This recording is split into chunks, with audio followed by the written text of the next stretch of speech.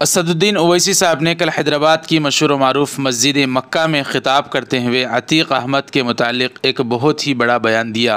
वो बयान पूरा तफसीली आप हज़रात की खिदमत में रखेंगे। अस्सलामु अलैकुम वरहमतुल्लाहि वबरकातुहू। नाज़रीन, इस्तक़बाल है आपका हमारे चैनल अल हिंद इस्लामिक ट्यूब पर। पहले तो आप तमाम हज़रात को हमारी जानिब से बहुत बहुत ईद की मुबारकबाद। तक़ब्बलल्लाहु मिन्ना व मिनकुम। आप हज़रात हमारे लिए ज़रूर दुआ फरमाएँ।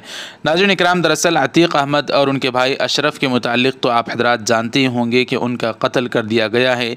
अब इसको लेकर जो कोई भी मुसलमान अगर कुछ भी कमेंट कर रहा है तो या तो उसको गिरफ़्तार कर लिया जा रहा है या उस पर चालान लगाया जा रहा है। ऐसे में सिर्फ ऐसे दो मुसलमान लीडरान नज़र आते हैं, एक तो मौलाना सज्जाद नोमानी साहब और दूसरे असदुद्दीन ओवैसी साहब। मौलाना सज्जाद नोमानी साहब ने क्या अतीक अहमद और उनके भाई अशरफ के लिए दुआ मग़फ़िरत की तो एक हंगामा बर्पा हो गया। मुस्लिम पर्सनल लॉ बोर्ड के एक मेंबर ने मुस्लिम पर्सनल लॉ बोर्ड के लेटर पैड पर एक बयान जारी कर दिया। तो एक सहाफ़ी मशहूर खान समीउल्लाह वो लिखते हैं कि जब असदुद्दीन ओवैसी साहब भी मुस्लिम पर्सनल लॉ के मेंबर हैं और सज्जाद साहब भी मुस्लिम पर्सनल लॉ के मेंबर हैं तो दोनों भी अतीक अहमद के हक़ में आवाज़ उठाए हैं, तो सिर्फ सज्जाद नोमानी साहब के ख़िलाफ़ क्यों इस तरह से बयान जारी किया गया। बहरहाल दोस्तों, अगर वो वीडियो आप हज़रात ने नहीं देखी तो डिस्क्रिप्शन में लिंक मौजूद है, जाकर ज़रूर मुलाहिज़ा फरमाएँ। ऐसे में नाज़रीन इकराम, अतीक अहमद और अशरफ के लिए शुरू ही दिन से जब से उनका कत्ल किया गया उसी दिन से चंद घंटों के बाद से ओवैसी साहब ने बयान जारी कर दिया था।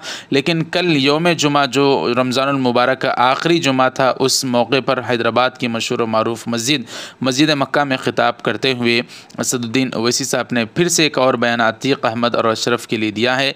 वो उन्हीं की ज़ुबानी आप हज़रात समात फरमाएंगे। वीडियो को लाइक कर दें, ज़्यादा से ज़्यादा शेयर करें, चैनल को सब्सक्राइब कर दें। मुलाहिज़ा फरमाएं ओवैसी साहब का ये बयान। जज़ाकुमुल्लाह। अरे हथकड़ियों में है, जंजीरों में है और गोली मार रहे हैं।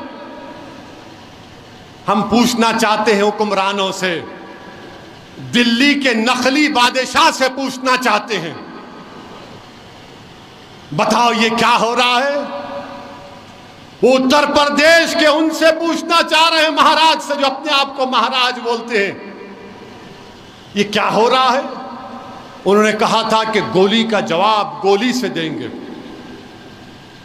अब जब गोली चल गई तो जो अतराफ में पुलिस वाले थे, कोई अपना वेपन नहीं निकाला। लाइव टीवी पर कोई अपना वेपन नहीं, ऐसा दिख रहा था कि दूल्हे की बारात में आए हैं पूरे। कोई अपना वेपन नहीं निकाला, निकाल कर एक को तो गोली मारते नहीं, गोली मार दिए, अपने मकसद में कामयाब हो गए। उसके बाद वो हथियार को फेंककर surrender surrender surrender surrender surrender कर रहे। हम ये पूछना चाह रहे हैं, वो जो तफंचा, जो रिवॉल्वर इस्तेमाल हुई ज़ेगना एफ, वो कितने की बंदूक है मालूम आपको? वेपन एक 8 लाख रुपए की है। कितने की है? 8 लाख। 2 हो गए तो 16 लाख। अच्छा, 16 लाख में इनके घर को मीडिया के लोग गए। एक तो बेचारे झोपड़ी में रहती है उसकी अम्मा, एक तो एक कमरे में रहती है। अब इनके लिए हराम की दौलत कहां से आई? फिर ये 16 लाख की वेपन कहां से आया? ये गोलियां कहां से आई? मैं प्रेस कॉन्फ्रेंस करके 12 घंटे में बोला था कि ये काम करने वाले प्रोफेशनल हैं। जिस तरीके से मार रहे थे, अगर कोई रिवॉल्वर चलाना जानता है तो वो बताएगा कि जिस हाथ का उनका पोजीशन था, जिनका उनका जिस्म का वजन था, जब गर्दन झुकाकर मार रहे थे, वो बता रहा है कि वो प्रोफेशनल है। मैंने कहा था इस बात को, और 2 दिन पहले हिंदुस्तान टाइम्स के अखबार में एक रिपोर्ट आई कि एक पुलिस के आईजी हैं विजय शंकर सिंह ने कहा कि इनको कम से कम 1 महीने की ट्रेनिंग दी गई थी। 1 महीने की ट्रेनिंग दी गई। उसी रिपोर्ट में कहा गया कि एटीएस के ऑफिसर ने कहा कि इन्होंने इन दोनों को मारने से पहले कम से कम 500 राउंड की ट्रेनिंग लिए।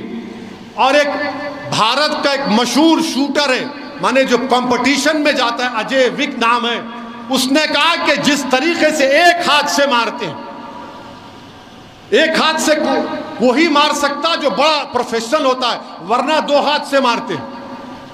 یہ ایک ہاتھ سے مارے، یہ اجے وک کہہ رہا ہے